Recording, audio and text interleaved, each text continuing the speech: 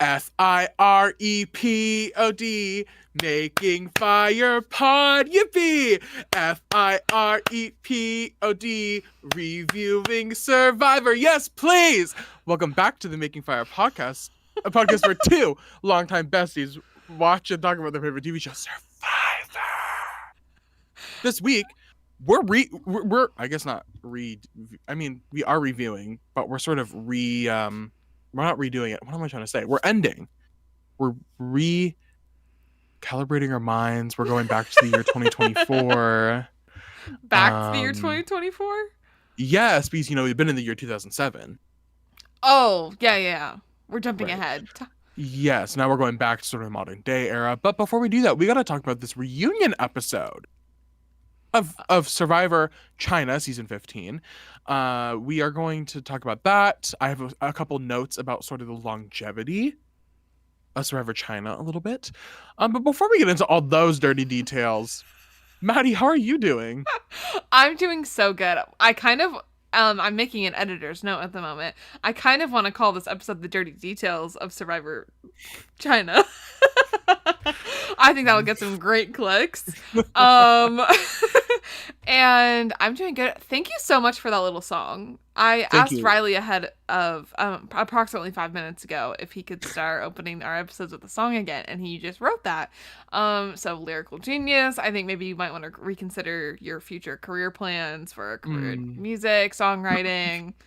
I'm doing good. I've been busy. I've been being a lifelong learner lately. I won't get into that. I already talked Riley's ear off about it. But what I do want to get to the bottom of this week specifically is a little debate that's been going on in my household. So Polaroid is fully of my ceiling.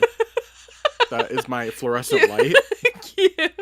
Riley did jokingly take a Polaroid picture before this, but didn't think it was actually on. But it did take a picture, so we're seeing that in real time. Anyways, the debate in my household is how much does the shape of the pasta matter? So it sparked a little conversation between Logan, my husband, and I. We were at the grocery store. And we were at the regular grocery store. And I picked up a box of pasta, and I was like, oh, I really want this shape. And Logan was like, no, that's a Costco purchase. And I was like, well, you can't get this shape at Costco. And he's like, yeah, but the shape of the pasta does not matter. I'm like, well, yes, it 1000% does. And he's like, well, it doesn't taste any different. But that's not the point. It does. It does though. And I think the shape of the pasta absolutely matters. And you can get sick of a shape of pasta. I'm sick of penne and spaghetti, frankly. Give me some cavatappi. Some rotini. Yeah. How do you feel? How do you feel about this? Okay, well, I infamously am not a pasta. Maddie throws down for some pasta. Specifically, on the other hand, guess what I had for dinner? Mac and cheese. I haven't had it all summer, and it's just been speaking to me, so. I don't necessarily love a pasta. Now, when I say that, I don't mind a noodle. But I very rarely crave an Italian take on a noodle or a American take on a noodle. If I'm going to have a noodle, I'll do a pad thai or a sort of chow mein. Not often am I sort of gravitating towards red sauce or Alfredo, marinara Alfredo type situation. Okay. However, I will say also, when you said Logan was like, that's a Costco purchase, I'm like, oh my God, not y'all buying that gives very much your household buying pasta at Costco in the sense of, I know y'all need to bulk on those noodles. No, it's been okay. Well, getting into that, another debate in my household is Logan likes to buy things at Costco because yes, it is cheaper per item and how much you're getting. But I'm always like, A, get sick of it. B, we can't always go through that. And I don't like buying the Costco box of it because you don't get to pick the shapes. It's the same three. I never have a use. Do you know how many boxes of macaroni noodles I have sitting on my shelf? Because, do you know how much of a pain it is on a weeknight to make homemade mac and cheese that actually tastes good? It's too much work. So I don't want that. I feel like I'm wasting money by having that on my shelf. I would rather just get the box of shells or any other shape. Right. What did you just say? I wasn't listening to anything just. No, I'm trying to think. There was something you specific. Let me make a comment on that, but I can't. Oh, pause. You guys are a 2-person household. Mm-hmm. Costco sometimes is too much for a 2-person household. Correct. And sometimes it's perfect. Say you guys just had like a somebody that lived in your house that did everything for you guys, and you guys just sort of provided for that person, and they like just upkept your life. If that was ever something you guys needed. Oh, like some like like you. We take care of you.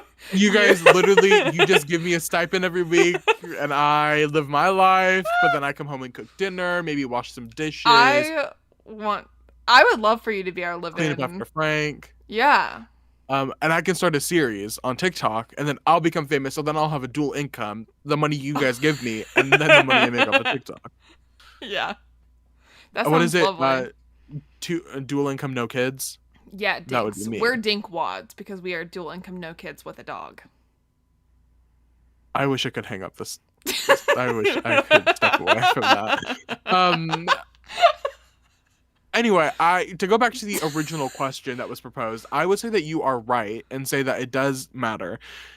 Because different pasta, but you said for a different reason. I don't think that they necessarily taste different, but and I don't will think say, so either. But I don't really know another way to like describe it. To me, the first thing that I thought of was that different pastas hold sauce differently.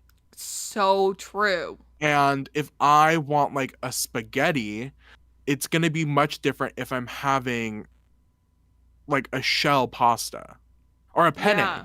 Penne isn't going to hold like sauce the same way that like a spaghetti noodle does. No? Yeah, correct. Yeah. I thought you were trying to say that it holds less than a spaghetti, and I was like, I don't. No, not that it holds less. I would say it holds more. But see, that's like the point. It's like you're getting more sauce when you have penne. So it's like, I would say if I'm in the mood for a more saucier pasta, I would maybe gravitate towards it. But I also am not a penne fan. No, I'm not either. And not to call out our listeners, but when I lived at my parents' house, I would say penne and spaghetti were the 2 most popular ones.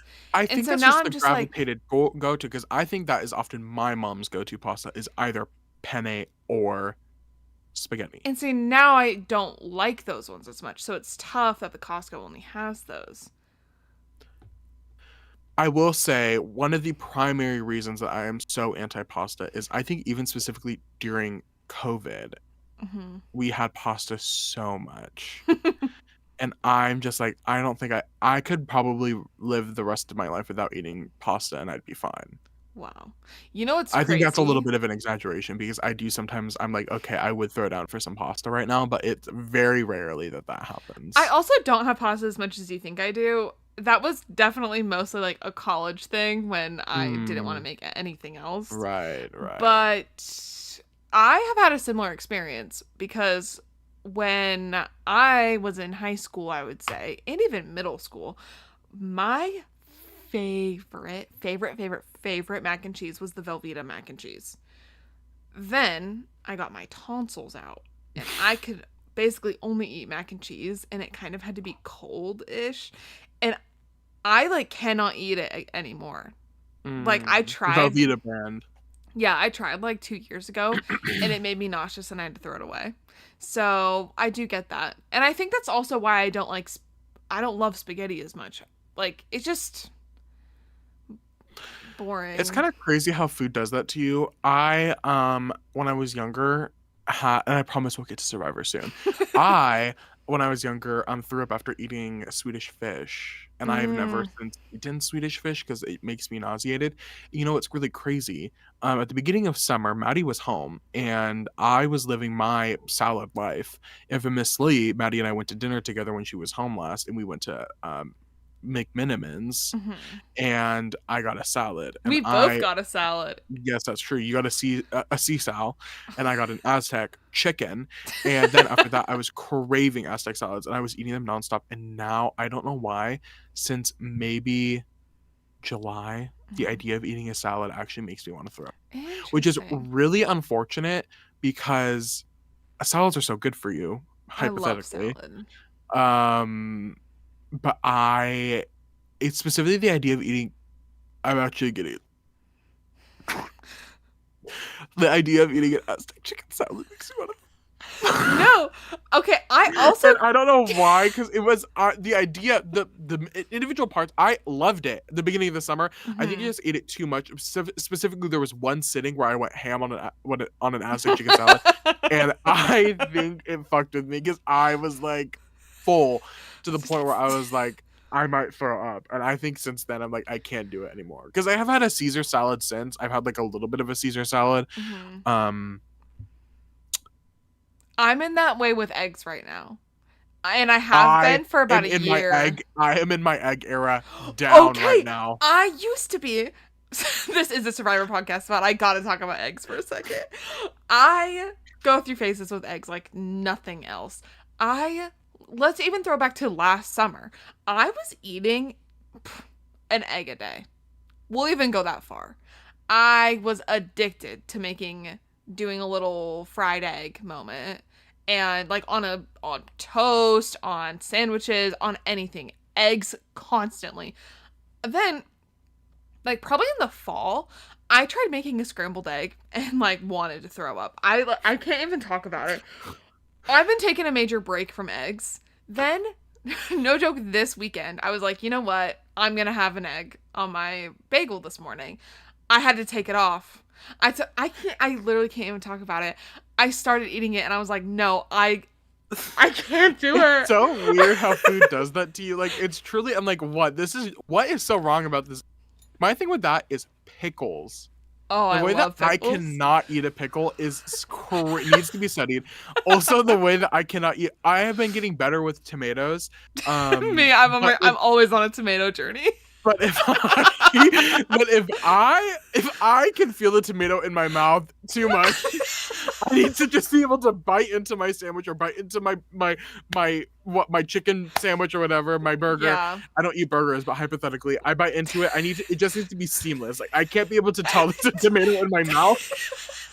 Tomatoes are one thing I want to like so bad. I So try all the bad. time. And I kind of like them, but my problem is I can't have them on a sandwich or oh my god, another thing. I can't. I'm so picky about my bread. Oh, tomatoes make everything soggy. And I Yes. can't do that. It's texture for me. What I it can't do does a thick to tomato. anything No. a tomato touches, It it, tastes like everything is going to be unless you acidic. eat it immediately. Okay. That's me with the pickle.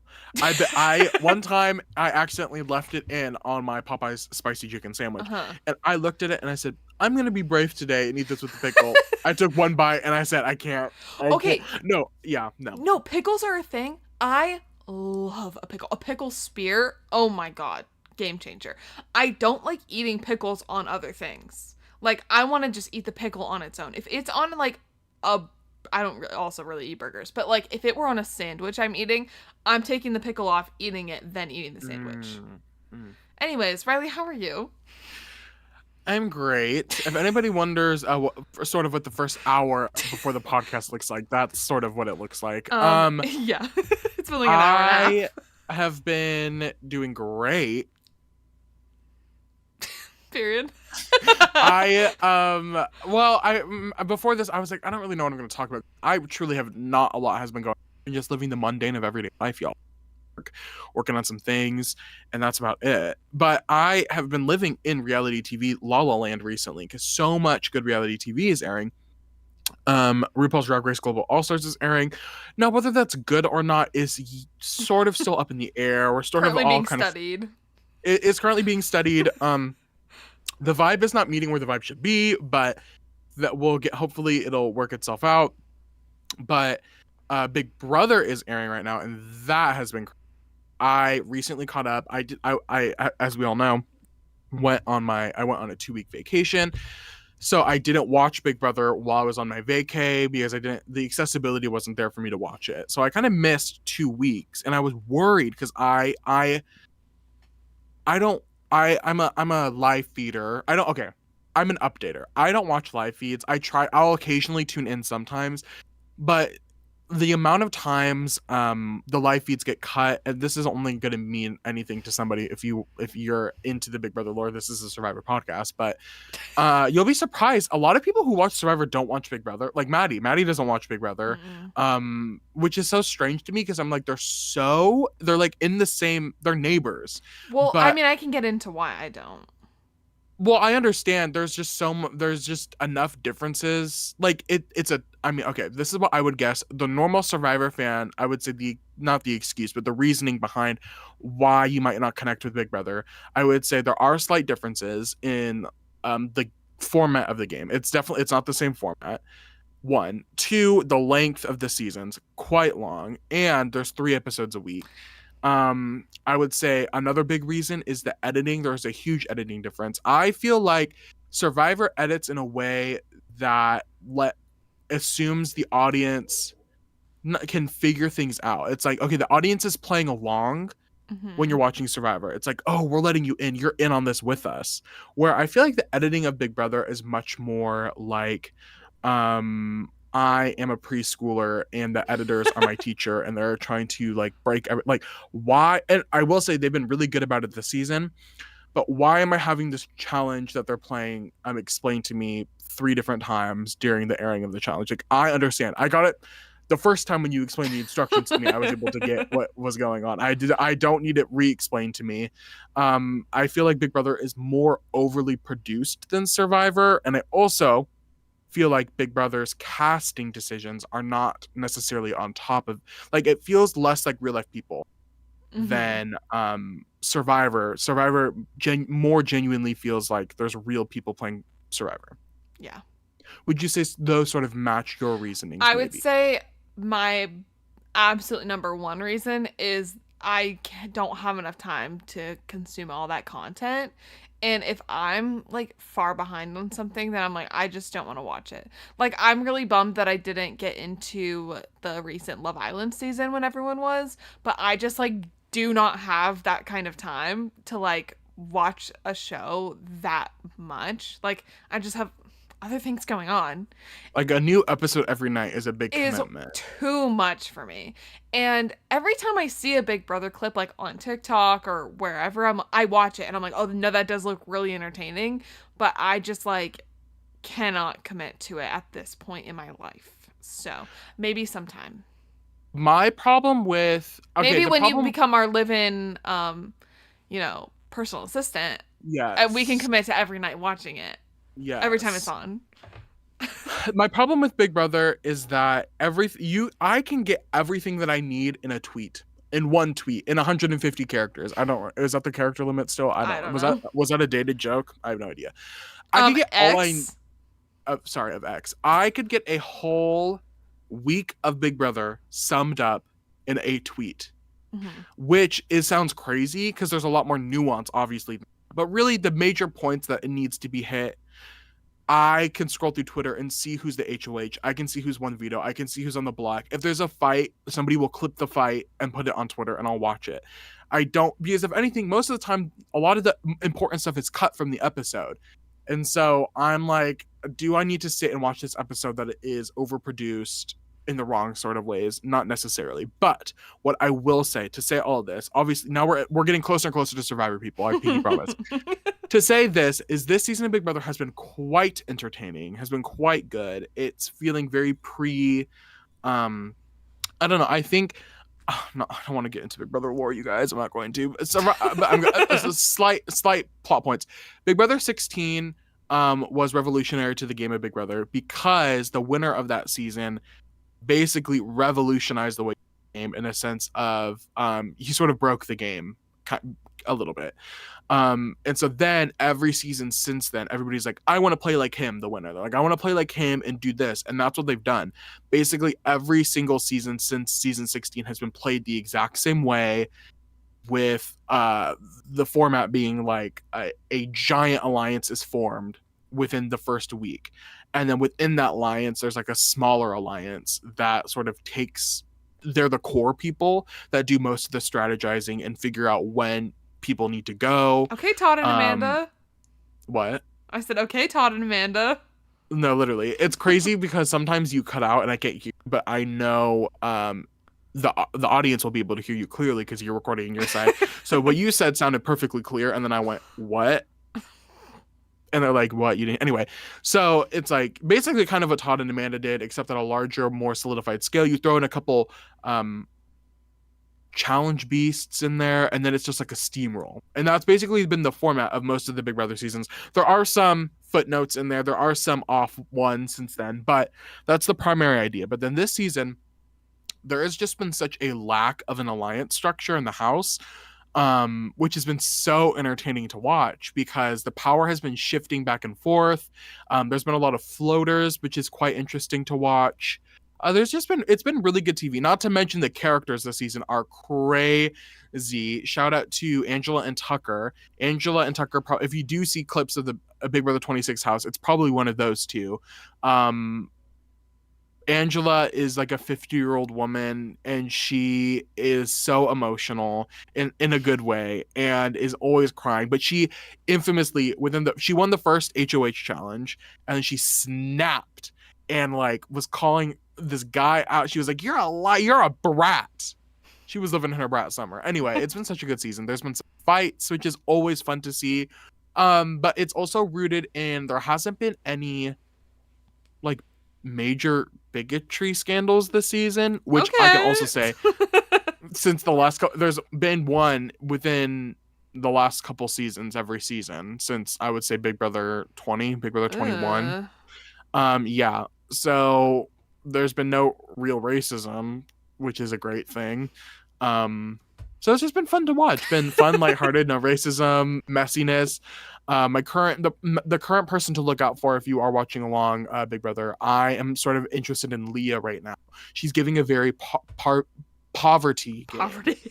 Yeah, a very poverty-like game right now, where she's using men and now we're about to bring it back into Survivor, where she's using men as her sort of pawns, which is so fun.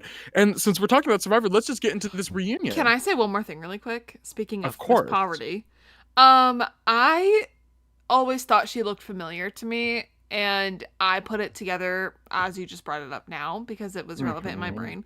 Why does she always in my brain? I think her and Alex Morgan are interchangeable.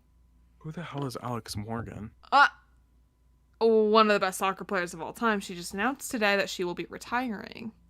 And they look the same to me.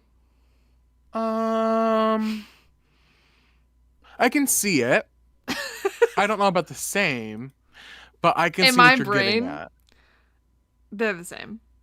Did she play for She played for lots of teams. Oh, yeah, I'm not too familiar with the soccer world. Well, this is not a soccer podcast. This is a Survivor podcast. And let's get. Oh my God, she played with We have to move on. FIREPOD. That didn't get enough attention. I thought that was gonna. I loved it. Right, I brought it up in the beginning. So let's get into this reunion. I just want to say that I love a live reunion. Can I just say I put it together that was hot to go? Just now? Yeah. Girl. I was like, wait, what's that tune? I did it to the tune of everything. FIREPOD. Making fire pod. Yippee. Okay. Yeah. So this reunion is so crazy. I love a live reunion. There's nothing. It cannot be beat. It's just the energy of the audience. And, well, infamously, sometimes the audience there's a giant. This happened last episode. There's a giant moth outside of my window. The audience can be bad sometimes. Infamously has booed some people that didn't deserve to be booed off stage, but they were fine this reunion. I love seeing their families. Their families. I like the ambiance. Oh my God. Music, the set decor. Could you imagine being in that room? I want to be in the room where it happened. Where it happened. Yeah, thank you, Lynn. You're welcome.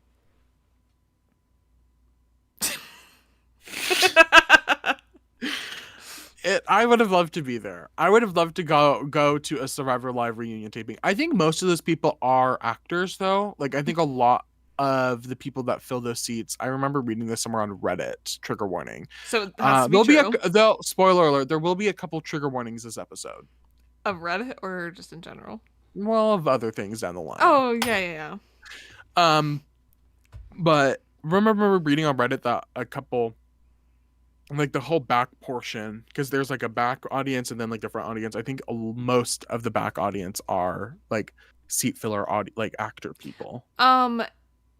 That I know this is a Survivor podcast, but that does kind of remind me. I love in any Drag Race finale, the audience is full of drag queens and random celebrities, including like internet celebrities. No, like, like circa season 7 to like season 10, that was sort of like the vibe. Like Tyler Oakley, like Grace Helbig, like I like a bunch of the randos. All of them.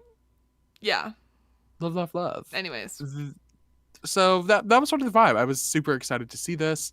We open up talking. Obviously, we have a montage of Todd. Todd was freshly announced the winner right before they cut to the reunion, and he had just won. Super exciting. Obviously, we know this was sort of a plotline at the beginning of the season, but it's talked about more. Todd has been watching since he was a kid. Yeah. It has to be such a good feeling. You're like, oh my god! Not only was I on Survivor, I won Survivor. That was my dream, and I literally did it. At this point, only 14 other people in the world could say that. Like, that is crazy. And my dogs are going crazy about it too. The dogs are barking. The dogs are barking. They love Todd. They love Todd. It was so interesting to hear him. He was kind of, Todd was a little savage spicy. in this. A little spicy in this reunion, talking about how his plan from the beginning was to be dirty. He basically was like, I went into the season knowing that I would do whatever I had to do to win. Yeah. And I did like, I mean, he owns it. He's like, I played the game that I wanted to play, and like, I like you guys, but this was a game for $1 million, and I did what I came out to do. So, and it's kind of nice seeing people who fully just admit that. Yeah. It feels good. Yeah, he really opens up a lot this episode, or like this reunion. I think it's because obviously, like, we post in the reunion later when we get to Jean Robert that even I think the Final Tribal Council is, I feel like, technically supposed to be the place where you sort of reveal your game, but we obviously see that Todd ends up lying at the Final Tribal Council too, which again I get to later, that I love a liar at Final Tribal Council. Love. I mean, you at that point you might as well just continue it. Exactly. So I live for that, and I feel like he couldn't really reveal the whole intentions of his game, because imagine if like that's how you lose the Final Tribal Council. Well, I was just gonna say that, because imagine like, oh, I've been lying to you guys all this time. I've been lying about this, and this, and then you're like, oh, so you're a liar, and like that hurt my feelings. More of a liar than we thought. Like, you're an actual, like, deep rooted, psychological.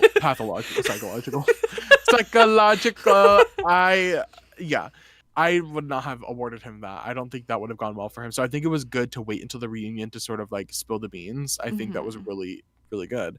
What was I gonna say? Spill the beans, lies, Liza Minnelli, beans on toast. I can't remember. So what was I gonna say? Todd was willing down to anything. Okay, well, you know what? We have a lot to get through, so we'll just keep going and see if it comes back. Jean Robert says, because Jeff is like, Jean Robert, what did it for you? He basically simmered it down to Jean Robert being the deciding vote. He did, yeah. Which I don't, okay, there's a couple narratives that I don't love. We'll get to the other one later. But I don't like, why are we putting the pressure on Jean Robert? Like, why is Jean Robert's vote more important than Jamie's vote, or more important than? It would be different. I guess I understand where he's coming from, or where Jeff comes from in putting this on Jean Robert, because Jean Robert had admitted that. Yeah. But I don't know. I was like, why we're giving John Robert too much attention this reunion. Like, Too I much care to hear from credit. him. Exactly. Too much credit. John Robert says Todd turned him at Todd got John Robert's vote when Todd answered the question and basically stroked John Robert's ego. Yeah. And I love Todd's response to this. Todd was basically just like, I lied to you. Like, I was playing you. Yeah. Like, no, you were actually not my biggest competition. No, because that's because Jeff sort of prompted this whole thing. Jeff loves a little bit of drama. Jeff is messy. Especially back then. He is Messy. messy. Jeff was like Todd, like John Robert, and then they started to talk a little bit about his ego. And then Jeff was like, why did you vote for Todd? Because you sort of said you weren't going to vote for any three of these people. And then John Robert was like, well, his thing. And then Jeff looks at Todd and goes, well, Todd, is it true? I think he says first, he's like, well, Jean Robert, do you think you were competition? And he was like, yes. And then Jeff turns to Todd and he's like, Todd, is that true? Like, did you actually think Jean Robert was competition? And Todd was like, no. I'm so sorry. It kind of felt, though, the entire time that John Robert knew that Todd was playing him, especially after watching the season, which once again we will talk about, I'm sure, but like them being able to reflect on the entire season was probably really helpful in like processing and understanding everything. Yeah. And I think John Robert went into this knowing that like Todd obviously does not actually feel that way, and he just wasn't going to be the one to say it. I think this would have been more of a face crack had they done reunion a la the 40s style. 1940s. And then fresh after the votes, fresh after they casted their votes, they're doing the reunion right there in China. Yeah. Had Todd turned around to John Robert and been like, "You gotcha." Exactly. Like, I think that would have been a much bigger face crack. But I think per reflection of the season, it was kind of like, well, yeah, we all kind of saw that coming. Yeah. We talk about James. Or I guess this wasn't really the. Okay, I was getting confused because I was writing notes for parts when Jeff was like, coming up, we're talking about blah blah blah. So I was like, oh, we're gonna talk about blah blah blah, but then Jeff didn't actually like end up going into that thing first. So I don't know. We talk a little bit about how huge the moment of James not playing the idols were. Yeah. The biggest blunder in Survivor history up to that point. It's at that point, which is true. Like, it was a huge deal. Yeah. But now it's kind of just like, it happens. It happens. But that would be so bad. Especially having the two. It's like, bro, you should have played it. Played one of them. One of them. And Amanda talks about how nerve-wracking it is. Like, Jeff was like, how did you feel going into it? And Amanda was like, oh, I was nervous the whole time. She recalls, she was like, I remember sitting at that tribal and Jeff had come back with the urn and was like about to read the votes. And the couple of seconds between him asking about idols and before he actually read the votes, like, James looked down at his bag a couple times and Amanda was like, that was the scariest part of the whole game for me. It was like watching him do that. Yeah. I can imagine, like, I bet you time freezes and you're just like, oh my, you're like, Jeff read the votes, Jeff read the votes. Literally, you're like, please, come on. I can't imagine. It sounds scary. Yeah. Good for her for fighting through that. That must have been really hard. Yeah. Amanda, people are dying. Jeff, we get into a little bit, we have a lot, I would say the two stars of this reunion, Denise and Courtney. We get a lot of time with both Denise and Courtney. Yes. We start the first thing we get into with Denise here is that Jeff asks Denise why, and this has been sort of what we have been asking ourselves for the last, I don't know, 4 episodes. Why the hell did Denise not flip on Todd and Amanda and Courtney? Yeah.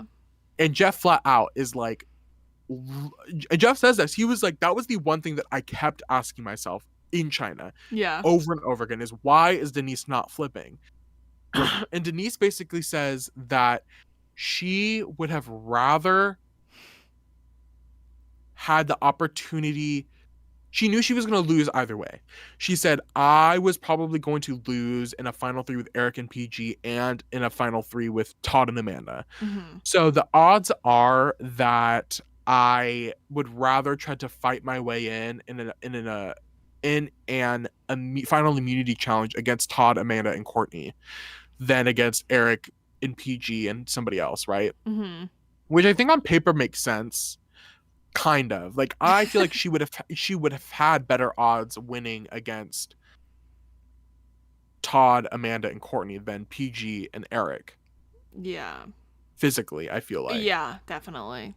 Um but that was sort of the mindset. But then we pan over to PG and Jeff asks PG is like, how close do you think you were to flipping Denise? Mm-hmm. And PG says, I think we were really close. PG says, on reflection, I think had I not been so stubborn about getting Todd out, Yeah. had I listened to had I listened to Denise about wanting Courtney out, and PG had pushed to get Courtney out, Denise probably would have flipped, voted out Courtney with Eric and PG, and then it would have been a whole different final five. Yeah. Like that would have been like Todd would have been screwed. But I also, yes, definitely. But I also just still see where PG was coming from. Like, obviously, you needed to get Todd out. What do we won? What do we won? What do we? You voted for him. What did he won? I'm also sad we didn't get a whole lot from PG this reunion. I agree, especially spoiler alert for the end of the episode when Verizon, fan favorite voting, Mm-hmm. PG is number 3 in the voting. I could not believe it. Yeah. Do you know that quote? No. Drag Race All Stars 1. Do you want me to do the scene or no? I never Oh, All Stars 1. Oh wait. Yeah. No, I didn't watch that season. Yeah. Do you want me to do the scene? If you make it fast. Okay, so it's Mimi M First is crying because she's about to go home, and nobody likes Mimi M First. But Mimi M First was third because there was a fan vote before the season started, and it was an online thing, so everybody ranked their favorite queens, and Mimi M First was third. So if you look it up online, it's everybody versus Mimi, and so everybody's fighting Mimi, and Mimi's like, I can't do this, and then Manila Luzon is like, how do you know you can't do this? You've already done this once, girl. What do you mean you don't know what you signed up for? And then Mimi gets up and is like, I don't think, because they're fighting because Mimi stole Alexis Mateo's job. Alexis Mateo is on that season. Alexis Mateo was like, I can't believe you stole my job. That was not a sisterly thing to do. And then Mimi was like, we shouldn't be bringing outside drama into this season. Like, it should just be what's going on here. And then everybody's fighting Mimi. They're like, Mimi, Mimi, Mimi. And then Raven goes, Mimi, I'm first. Mimi, I'm first was number 3 in the voting. I could not believe it. And then Mimi, I'm first goes, don't attack my fans, bitch. And Raven goes, from what I've seen, you don't got that many. And then Mimi, I'm first storms out and cries. And she looks like a Muppet, infamously. Anyway. So that's anyway. PG was number 3 in the voting. I could not believe it. I cannot believe that we didn't talk about her. Yeah. She had arguably the best storyline this whole season. Yes. And I feel like she just led the opposition to Todd the entire time. Like, she was the only person. She was the main character. And like yeah. I was kind of upset about that. I think they're going to be a really interesting segment about having Frosty and PG in China. Mm-hmm. Like, I don't think they've ever, up to this point, I don't think they'd ever had some, like, a heritage, a cultural connection like that before on Survivor. I think that could have been a really interesting segment, asking them, like, how did it feel? What was the feeling of being Chinese playing in China? Yeah. And that just like, so precious. What was your experience like, period? Yes. Like, I just want to hear, I really want to hear anything from her. I don't think PG got her own question. I think it was just PG in relation to everything else going on. So PG was like, I wish I wasn't so stubborn. Denise admits she was like, I probably would have flipped if we had voted for Courtney. It was all that. And then, okay, this is what I was referring to earlier. The things I hate that Jeff does in this era. Jeff does all the time. He does this post now. Raise your hand if you would have voted for XYZ. Mm-hmm. I don't like it. Like, don't especially rub it in. don't rub it in, one, but two, what you were just talking about. At this point, Survivor's been airing for 3 months. They filmed probably a year ago. Like, the jury now in 2007 at this reunion is not going to remember. Mm-mm. Like, now their judgment is all fucked up. Yeah. And don't what? So PG, so what? You say, raise your hand if you would have voted for PG. What? PG ends up, it was like a weird, like PG, Courtney, oh, wait, no. Courtney, Frosty, and Todd rose their hand. Were like, I would have voted for PG. Mm-hmm. And then Jeff's like, you probably could have won. Okay, let's go to break. What? So now PG's going to be up at night thinking about how she was this close to winning had she not made one iffy mistake, right? Like, if she was able to flip Denise, Yeah. she was this close to winning, which really, we don't know if that's the truth because the whole show aired. Like, people in the back shook their heads. Jean Robert shook his head. Jamie shook her head. I'm like, Jamie, you wouldn't have voted for PG? What? It makes no sense. I was like, Rubbing don't salt ask this in a wound. question. Exactly. We don't need to rub salt in the wound. And the jury is all off balance now. Like, Yeah. whatever. Don't ask that question. But I do wish PG got more screen time this episode. We cut and we get into our big Courtney segment. Courtney sort of has a lot going on. Courtney has a whole lot going. A lot going on. We come back from the break and they're showing a compilation of all of the beautiful Courtney one-liners from this season. Mm-hmm. And Jeff says Courtney probably has the most one-liners of any season. And I still to this day think that is true. I don't think anybody has more one-liners than her. I would argue maybe Sandra in Heroes versus Villains. But I don't think there is another person. Maybe Michaela in her time in like Game Changers and Millennials versus Gen X. She has some one-liners, but I don't think there's been another person that's been highlighted the way that. Oh, maybe Cochran. I still feel like it's Courtney in China. Like, Courtney in China is just over. Another one. Thank you. Another one. Thank you. Another one. Thank you. So that gets kind of highlighted. And then we sort of take a 180 trigger warning about eating disorders. So trigger warning, skip ahead maybe a couple minutes. I don't know if that triggers you. But Jeff out of nowhere is like, well, let's set this. I wrote down the quote too. Okay, wait. So you say the quote, but mind you, this Jeff is asking. Is the quote the exact question? Yes, I have the exact wording. Mind you, Maddie's gonna read the quote, but mind you, a compilation of clips of Courtney's body is playing in the background. Like, it isn't just the camera isn't just on Courtney at the reunion; it's clips of her throughout the season and her body. And right before they state her starting weight and her ending weight, then Jeff goes, "Anorexic, eating disorder. What's the deal? Answer the question." Oh my god. I actually had to pause it. I gasped, put my hand over my mouth. I was like, there's no way he just said this. And he was so serious about it. So like, serious. It was not a joke. Like, no. He was like, answer the question. Like, what is this?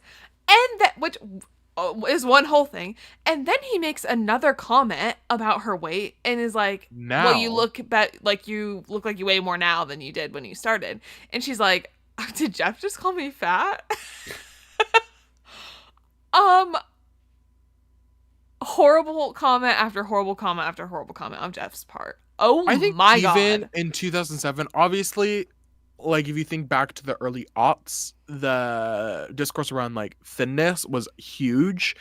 I think even for 2007 though, like, this seems wild to have just simply asked somebody like this at a live taping. We'll get there later. But when he asks Eric whether or not he's still a virgin, I'm not an Eric defender, but that was crazy too. I was like, do we have any decorum? No. Any privacy at all? Comment. I just like, my mind is blown.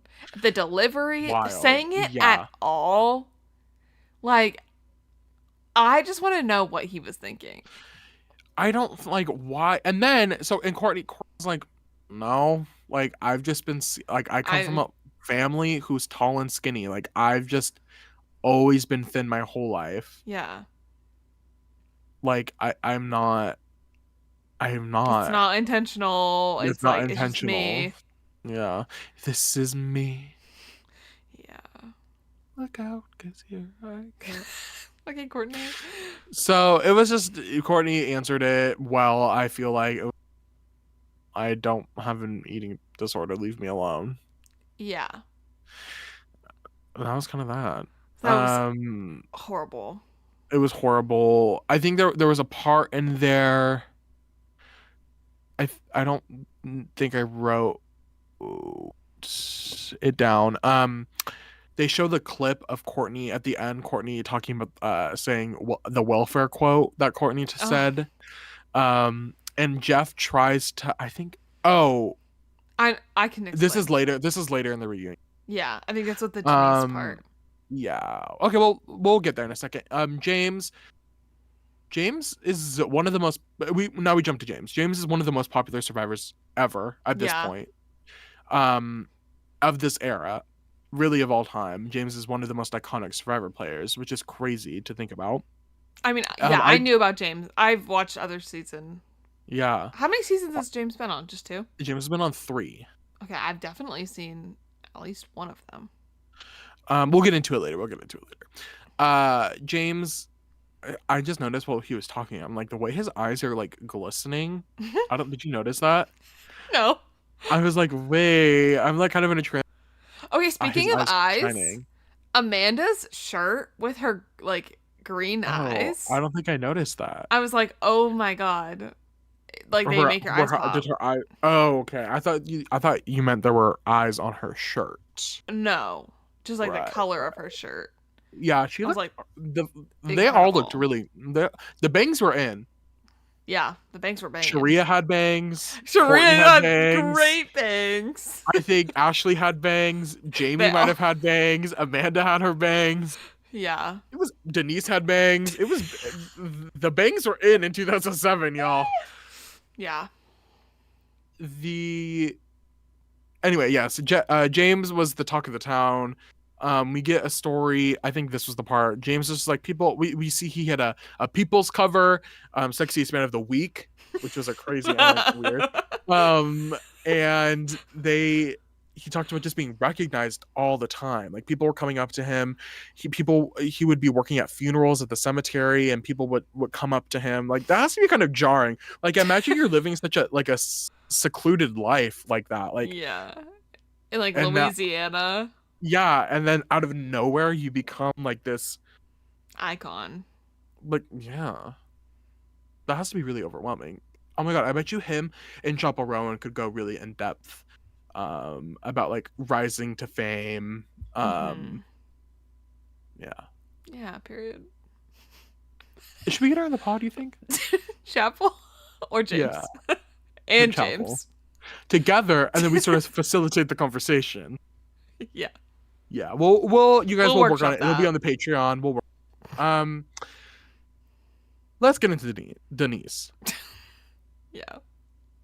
Denise got a lot of time in this episode. She talks about her job. And Jeff is like, what's the story? What happened? Denise says that she got back and she was demoted to a custodian. Thank you. As a former custodian myself, I can speak on it. Thank you. Thank you. As a former custodian myself, I can speak on it. I was going to say, speak on that. I will speak on it. Thank you. Thank you. Denise says she got demoted from her lunch lady position. The school district demoted her into an evening custodian. She hasn't seen a field hockey game this season. No family dinners. No family dinners. Is that how you felt? Yeah. I got to miss all the field hockey games. It was so disappointing. And so we're like, oh, we feel really bad for her. Jeff is like, that's really sad. And she goes, I know. She was like, I miss all. She was like, she became too popular. Everybody would see her. The third graders specifically would say, hi, Denise. Hi, Denise. Hi, Denise. The third graders. The third graders. They would say hi to Denise. It was too much. They demoted her. We're really, really sad for her. So sad, in fact, Later in the episode, when Verizon awards their fan favorite award, Mhm.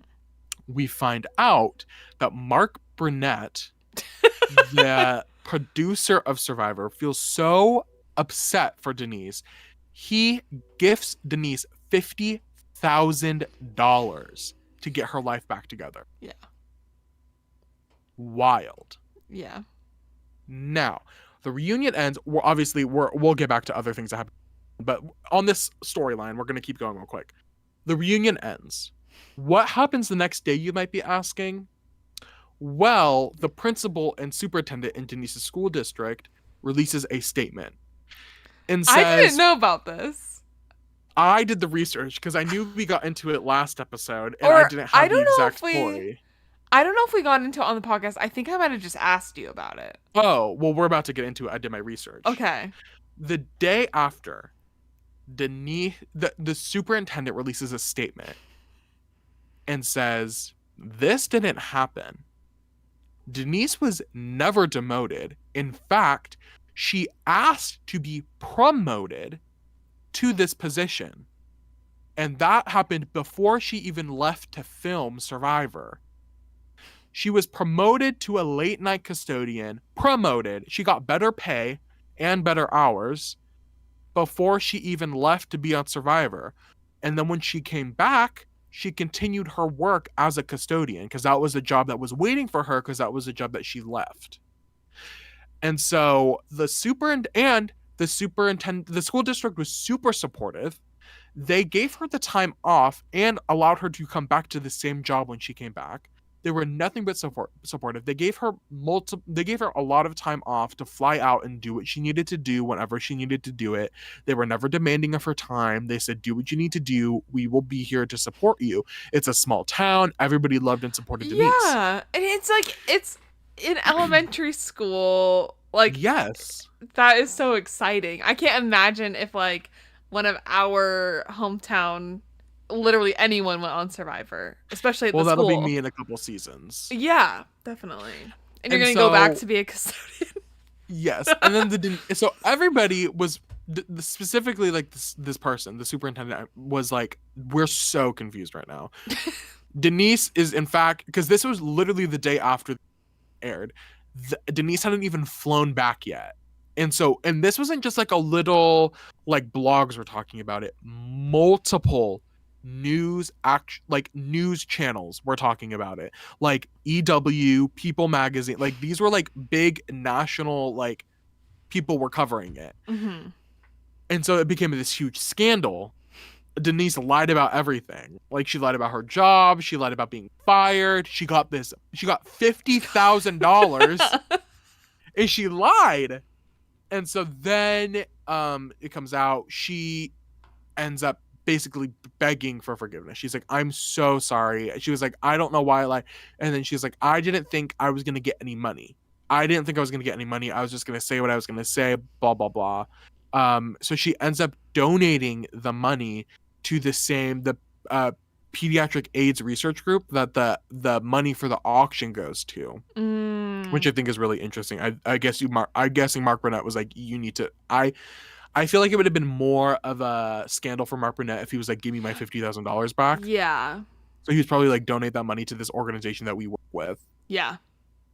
But she ends up going on some news channels, explains her side of the story. I didn't go too much into that because ultimately I think she's been forgiven. Like, it's not that people, if you don't dig for it, I don't think you'd know. Like, I don't think people are leaving in 2024, watch Survivor China. They see that happens, and I don't think they're like looking too much into it. No, but now I do kind of want to look into it. I want to see what she's up to. Go ahead, do it. She was on some Survivor podcast recently. She still has the mullet. Oh my god, can we talk about the mullet though? We will talk about the mullet. But that wraps up that storyline. That was the drama there. That she basically lied about it. Had to donate the $50,000 and begged for forgiveness. So that was that. This is what I was going to say. Jeff tried to make drama out of Courtney sucks at life comment, but Denise and Courtney had already sort of resolved their issues. And Jeff was like, oh, okay, well, if you resolve the issues, I don't really care. And moved on from it. And then Jeff gives Denise the opportunity to talk about why she has a mullet. Yeah. And Denise says, well, I when I was a lunch lady, I had to keep the mullet, and I had to keep my hair in a hair to keep it short in the front. But I am a woman, and my husband like wants a wife, so I like to keep it a little long in the back, so it's a little feminine, and it still gives wife energy. Mm-hmm. Mm-hmm. And that's the story of why she has the mullet. And then I thought maybe that is why I get she heard a lot, is because I have a mullet. Like Yeah. I just give off feminine energy. Like I'm just a woman. No, exactly. Can I also say I did find Denise on Facebook? Oh yes. I'm pretty confident this is her. Did she not have a mullet? Yes. Oh yeah. And why did she post on June? She still posts on Facebook like it is 2007, where she just like puts little comments on there. So from June 6th, I want to go swimming.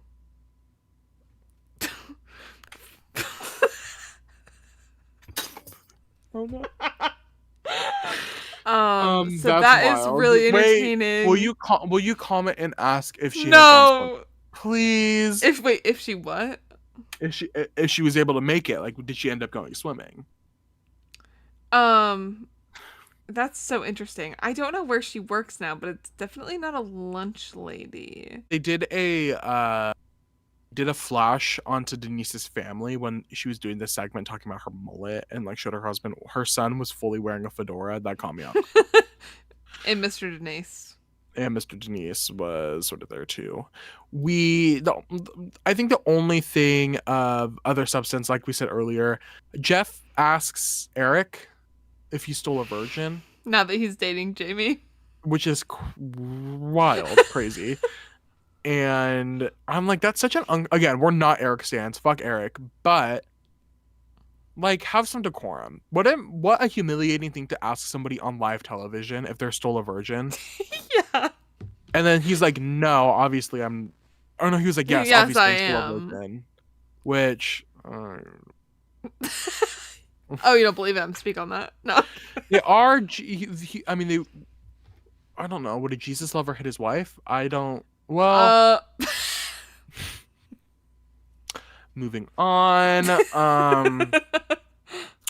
But that was about it. Jeff needed some decorum this reunion. Jeff was wild this reunion, like overly, like too much. I was like, you need to take a chill pill, bestie. Yeah. We go to the Verizon Award winner for fan favorite. It was Denise, James, and PG. PG got number 3 in the voting. I could not believe it. Yeah.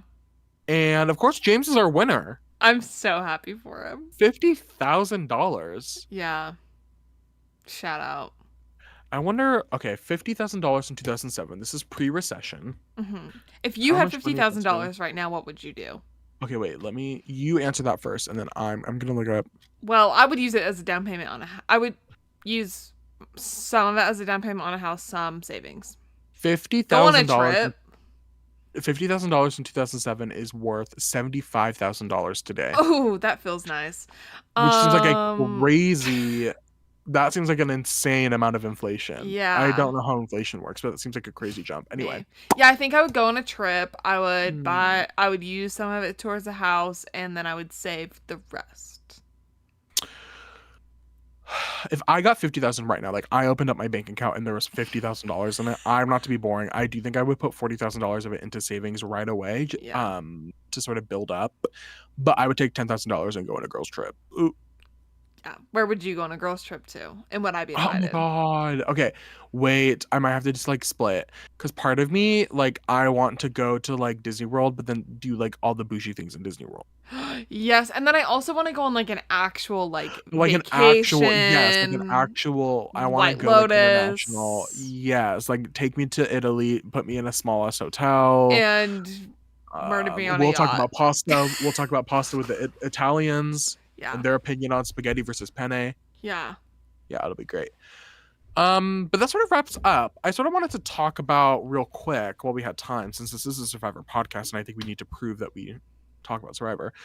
We do get a fun little trailer for the fans versus favorite season. This is the first time Survivor has done anything like it. Very Yeah. nostalgic. All the fans were on it.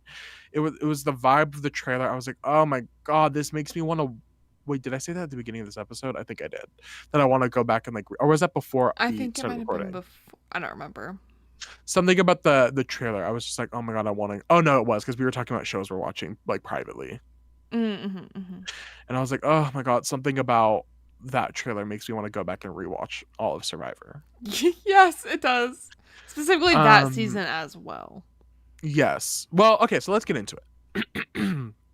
Survivor China, I think in its history, and obviously if you don't want Survivor spoilers for the rest of the series, you can, I don't know, you can end the podcast here, or you can just skip to the end, it'll be fine. But in the lore of Survivor, I think Survivor China has held up as one of the best seasons of Survivor, if not one of the best like newbie seasons, like no non-returnee Mm-hmm. based seasons.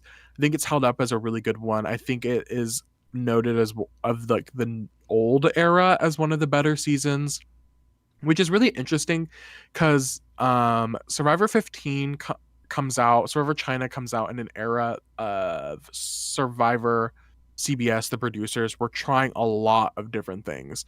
We were seeing idols, we were seeing like the final three, we were seeing 20 person cast, 18 person casts. We were seeing all these different things happening that Survivor, I think, was trying to revolutionize itself a little bit. Because if you think about it, at this point, Survivor has been airing for Didn't the 10 first one come out years, in 5 2000? years. 7 years. 7 years. It's been airing for almost 10 years at this point. Like, that is a while for a reality TV season to be airing. You can't just keep doing the same thing over and over again. But it's also like, oh yeah, tell them that now. You can't keep doing the same thing over and over again. When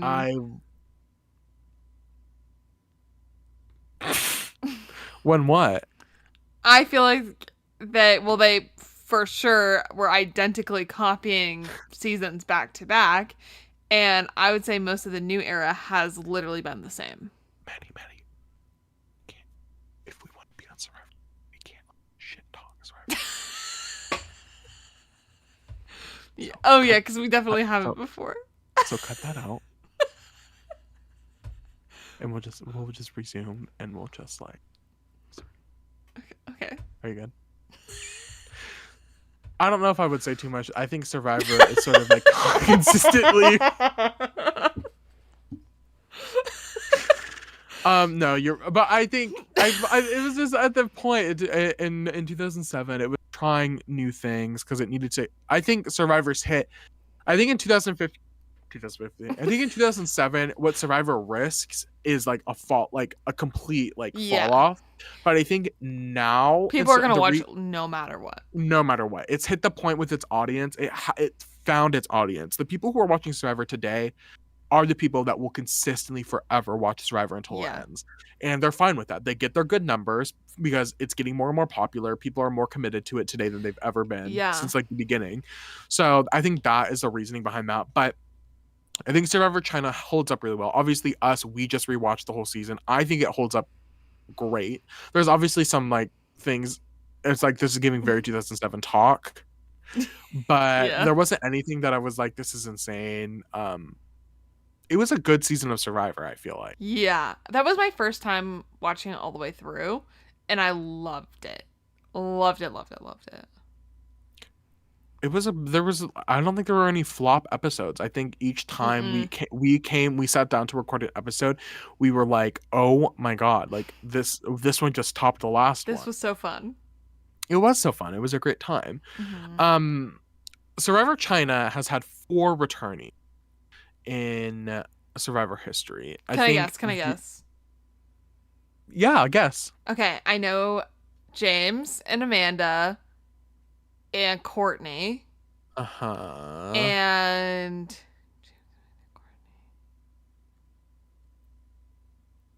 PG. Yeah. I think which is surprising, there's definitely been more return. I think there's definitely I know Todd not being on Winners at War was a big shock for people. I think there could have been an argument to have Todd on maybe heroes versus villains, but obviously, if you're a fan of Dr. Phil, you know that Todd. No, if you're just like a fan, Todd's talked about his struggle with addiction very publicly, and so that was a big part, I think, of him not returning for a long time. But I think he hit like a good point. Um, I remember listening. He did a Talking with T-Bird interview, and I think that was before 2020, or maybe it was after Winners at War. I can't exactly remember when that happened, but I don't even think he was sort of. I don't think he got a call for Winners at War, which is really disappointing because Todd plays a really iconic game of Survivor. I feel like a really iconic winning Yeah. game of Survivor. So I think there's been people are like, we want to see Todd, like that's somebody that we would love to see back. Mm-hmm. I think other other people just get lost. I would have loved to see like a Sharia back at some point. Yes. Sharia did a lot of work in 2020 with there was a coalition of Black Survivor players that were pushing for the CBS Diversity Initiative. Cool. And Sharia was one of the members that did a lot of that work. She's been very vocal about her time on Survivor and how it wasn't a great time for her. Just with like some of the people she was on the island with, and there's some great I remember I was listening to a podcast that they did on Rob has a podcast, a bunch of the Black Survivor players, and there were so many good quotes. I wrote a paper about diversity on reality TV, and I remember I think it was there was a quote from her and a quote from Sabrina. Anyway, but she did a lot of work with that in 2020. It was a really great thing. Obviously, we end up getting the diversity initiative, which is so fun. But I'd love to see her back at some point. But I think a lot of people just got sort of lost in time with Survivor. Um, I think if had there been another returning season, like I think PG, I think Courtney could return more times. I would love to see PG again. Love Um, to see PG again. love to see PG again. But PG gets voted in by the fans. She's on Survivor Second Chance, and she doesn't do great there. She ends up getting in a pretty iconic fight with Abby Maria, Yes. where Abby Maria thinks PG stole her bracelet, Yeah. and PG did not steal her bracelet. But then that ends up adding fuel to the fire. Abby Maria ends up getting enough people to be like, okay, we need to vote PG out. That was my first time learning about PG. Which is such a sad way to learn about her. PG, again, I feel like game in like such a great underdog story in China. Like Yeah. so great. And I feel like she has more to offer. PG is still pretty involved with the Survivor community. She I think does a lot of like the online games that they do. But I think she has a really podcast maybe, or like a series where she would review escape rooms maybe, or like puzzles. It was Why is like a that really big so on thing. brand? Um but yeah, I don't know. One of my favorite PG fun facts is that she snuck Flint on her jewelry, because she's like a jewelry maker in Second Chance. She snuck Flint in, Oh my and then she god. got her stuff taken away, because she snuck it in. Anyway, so but PG as a returner didn't have much. Her first season is her second season. I would love to see her come back again. I would say Courtney as well. Courtney ends up coming back for Heroes versus Villains Mm-hmm. with James and Amanda, who we'll get to in a second. But Courtney ends up coming back. She played a second time. She ends up being the first member of the jury. PG goes on pre-jury. Um, Courtney goes home before the merge, but she still technically ends up on the jury somehow. So she didn't make merge, but she did end up on the jury. But her and Sandra have a pretty iconic relationship. Courtney was very much again the underdog in Heroes versus Villains. Her, Boston Rob, and Sandra were on like the bottom of the villains tribe against Russell. They were like the coalition against Russell, and Courtney ends up being like the last victim. Like Sandra's the one by herself, but then like they cut Courtney, and anyway, um, but Courtney ends up like she still has iconic moments in Heroes versus Villains on the jury. There's a pretty iconic her coach and JT end up making a band in Ponderosa, and I think they have like a single like they made in Ponderosa. Wait, um But We probably can't play it, but no, definitely not. They, I don't know, like Courtney and PG, their returns like just did not match up to their original games, which is unfortunate. But again, those are two people that I feel like would kill on a return. yeah. The Dragons, an oral history of the greatest survivor rock band ever. So they had a band. I'm not going to read the whole thing, but Well, there's if a you're whole. interested, check it out. I It's will on be the checking it entertainment. out. The Entertainment Weekly has a whole oral history of this band that formed in Ponderosa. Anyway, and then we have this is ultimate culminating in the conversation of James and Amanda. James and Amanda play Survivor 3 times in a 5-season span. Which is insane. Insane. To talk about James and Amanda's the grasp that they had over Survivor in the late teens is insane. It was really fun getting to watch their first season. It is really interesting. Like, was so familiar with them ahead of time, but like, I don't know, getting this background was really fun. It's really interesting. I think even like it's really interesting seeing Survivor Legends like their first time, because it's like, what made you? And it's so like, I would argue Amanda really blossoms in Fans versus Favorites. I would say they have opposite trajectories, where James sort of goes on a decline. Yes. Amanda very much on an incline. Like every season she hits higher and higher. These are two people who don't win ever. Amanda is the first person to hit final tribal council twice. She's the first person to ever be final tribal council twice. She is the first person to play back-to-back seasons like that and get like be consistent. Which is insane to do. Rupert did it in after Pearl Islands. He played All Stars back-to-back, which is an insane thing. I read up on the timeline. Only the first couple of episodes of Survivor China had aired by the time they flew out to do Survivor 16. So, and I think I read, or like on Paramount, it says that the episodes started coming out in September of 2007. Yes. And then the finale was like December. Yeah. So they flew out to film Fans versus Favorites in like late September, early October of 2007. And so what I was reading was that James was really heavily featured in the first couple episodes, and so they were like, okay, James is iconic. All the fans knew who James was, but none of them know who Amanda was, because Amanda wasn't really heavily featured until like the second half of the pre-merge, when like the swap happened. And so they were like, we don't know who Amanda is, and so they couldn't get they like knew nothing about her, which was really interesting. But James and Amanda, it's so crazy that they were iconic. 3 seasons in a 5-season span, and then like disappeared out of nowhere. One of the I don't know if it's a joke, but one of the running things is like, where the fuck is Amanda Kimmel? Nobody knows where she is.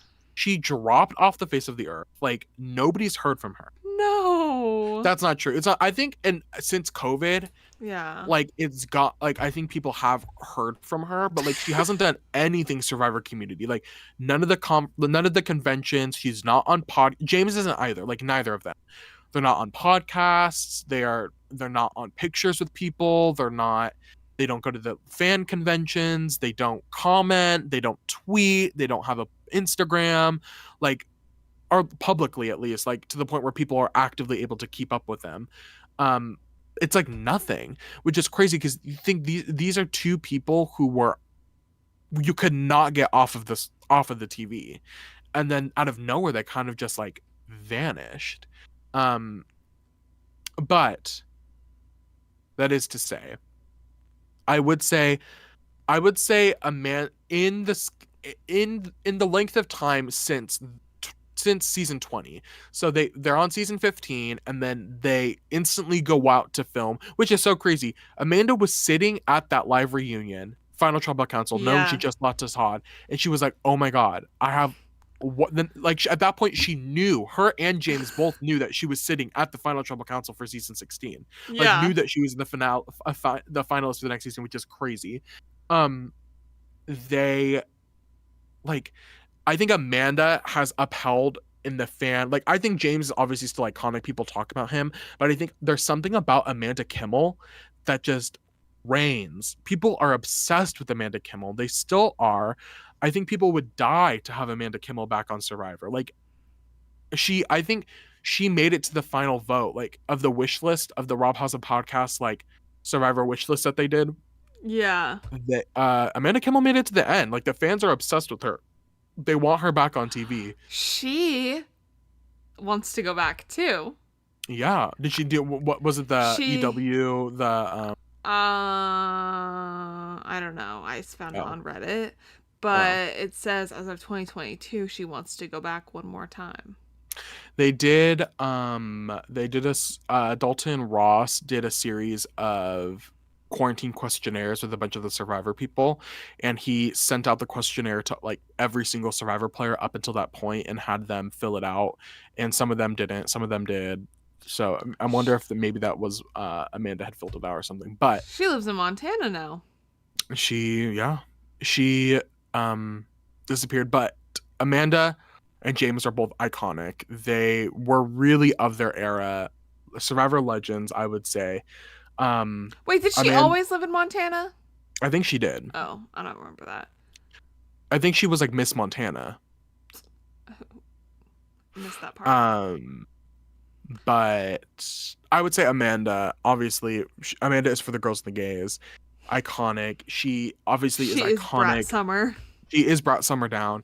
Iconic in fans versus favorites, like the Black Widow Brigade, the making it to the final tribal council. I would say on Heroes versus Villains, she has so many iconic moments on Heroes versus Villains. Like her idol play she has an idol play in season 16, which is one of the most iconic ones, where it cuts from like she's looking for the idol and she needs the idol, but she doesn't know whether we don't know if she finds it or not, and she's still looking for it. And then they cut to tribal council. We as the audience don't know whether or not Amanda's found it, and so we're going through the final tribal council just assuming Amanda's going to go home, or going through the tribal council assuming Amanda's going to go home, and then Jeff is like, does anybody have an idol? And she pulls it out and plays it. It gags everybody. Nobody expected that she had it, not even the audience. It was a gag. The editors gagged us. Amanda Kimmel is just iconic.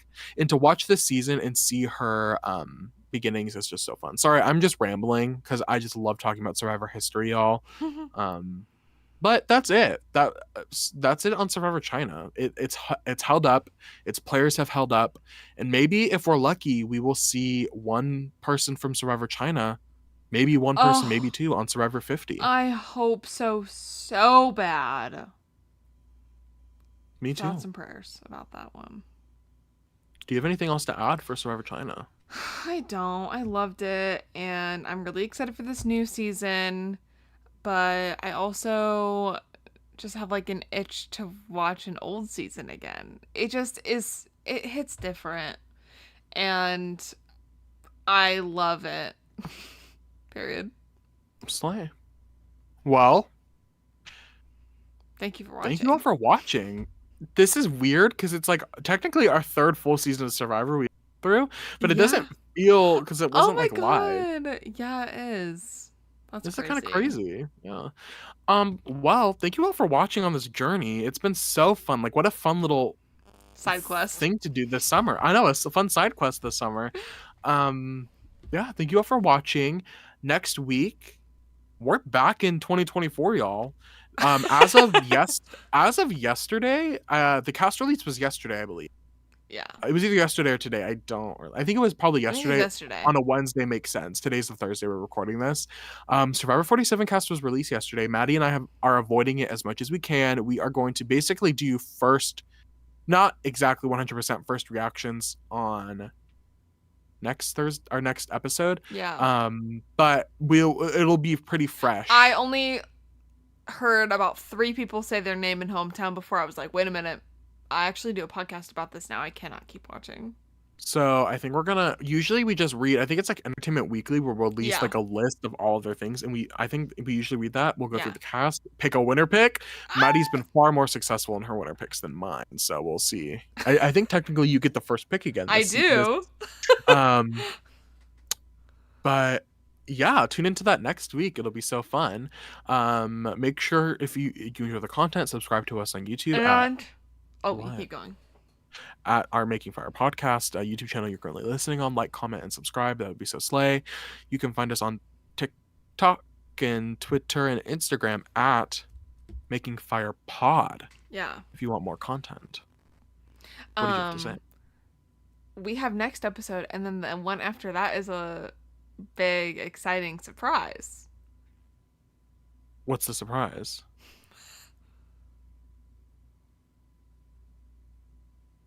I guess you'll have to find out. Okay. I guess You we'll find know out what together. it is. I don't. What's our surprise? Okay, think about what is happening 2 weeks from now. Oh. Me coming. Are you spoiling the surprise? No. I just remembered the surprise, y'all. It was almost a surprise to me. Hop on a plane at LAX energy in my cardigan. Thank you all for watching. We'll see you next week. Adios, amigos. Bye.